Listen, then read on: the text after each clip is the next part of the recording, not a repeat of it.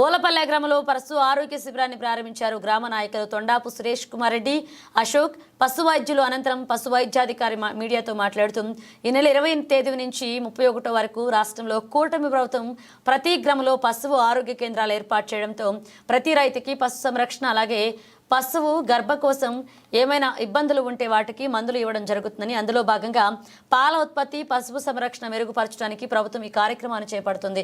దీనికి ముఖ్యంగా ప్రతి గ్రామంలోని పశు వైద్యశాల లేకపోవడం అని తెలియజేశారు. అందుచేత ప్రతి గ్రామంలోని వైద్య శిబిరాలు ఏర్పాటు చేసి పశు ఆరోగ్య శిబిరాలు ఏర్పాటు చేసి మందులు అందించడం జరుగుతుందన్నారు. అందులో భాగంగా కొంతమంది రైతులు పశువుల్ని పోషించడం చాలా కష్టతరంగా మారిందని, వాటికి దానా కూడా భారీగా రేటు పెంచడం జరిగిందని, దానా కూడా సబ్సిడీ రూపంలో అందజేస్తే బాగుంటుందని కొంతమంది రైతులు మీడియాతో చెప్పడం జరిగింది.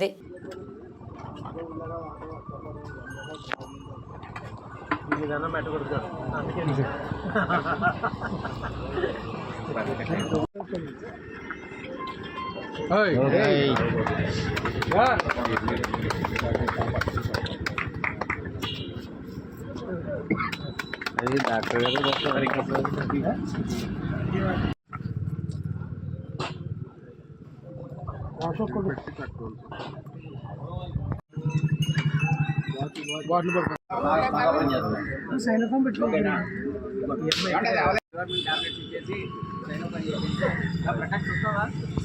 అందరికీ నమస్కారం.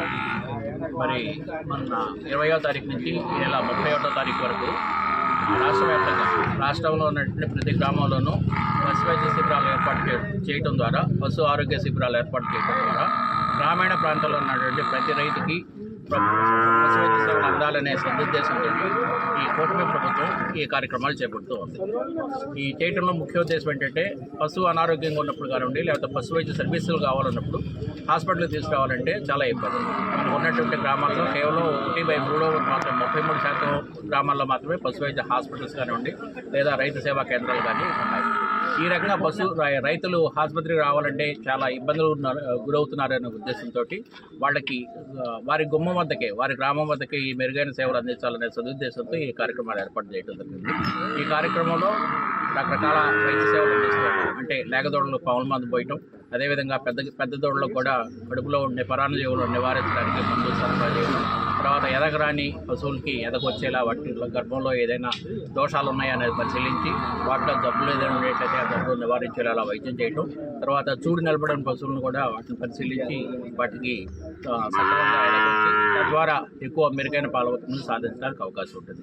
అదొకటను ఇది మనకి బ్రీడింగ్ సీజన్. అంటే మనకి ఈ చలికాలంలో మనం గేదెల్లో ఎక్కువగా పశువులు ఎదగొస్తూ ఉంటాయి. ఈ కాలం దాటిపోయిందంటే మనకి ఫిబ్రవరి ఆఖరికి వచ్చేసిందంటే మనకి పశువులు ఎదగరాటం తెలుస్తుంది.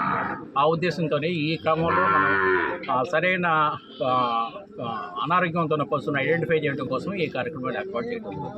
దీంతోపాటు వ్యాధి నిరోధక టీకాలు, అదేవిధంగా గొర్రెల్లో మేకల్లో కూడా పరాన్నజీవులను నివారించడానికి పాముల మందు, తర్వాత గొర్రెల్లో షీప్ పాక్స్ వ్యాక్సిన్, మసూచ్ వ్యాక్సిన్ కూడా చేయడం జరుగుతూ ఉంది. తర్వాత వీటితో పాటు సమాంతరంగా ఇటీవల రాష్ట్ర వ్యాప్తంగా 22,500 గోకులాలను శాంక్షన్ చేయడం జరిగింది.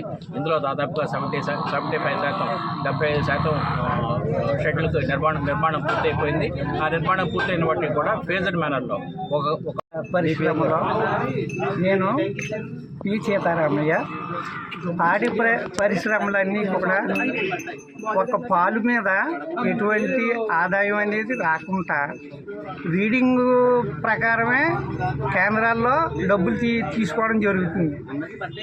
ఈ ఐదు కిందకే వచ్చి పాలన్నీ కూడా దోళ్ళకి ఏది దానా రేటు కూడా రావట్లేదు.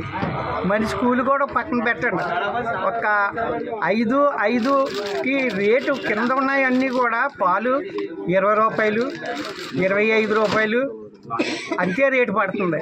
ఎక్కువ దోళ్ళలో ఎప్పుడు కూడా 5కి మించి తక్కువ దోళ్ళు వస్తాయి, ఈ 5 కింద వచ్చి ఎక్కువ దోళ్ళు వస్తాయి. అలాగా పాడి పరిశ్రమ పాడైపోతుంది. మేము ఎంత మేపినా వాటికి సరిపడగా దానా కూడా ఇవ్వలేకపోతున్నాం. దానా విపరీతమైన రేటు ఉంది. ధాన్యం కన్నా బియ్యం కన్నా దానా రేటు ఎక్కువ.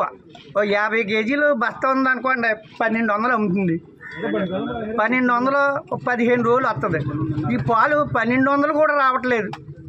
800 ఇలా పాలు వస్తున్నాయి.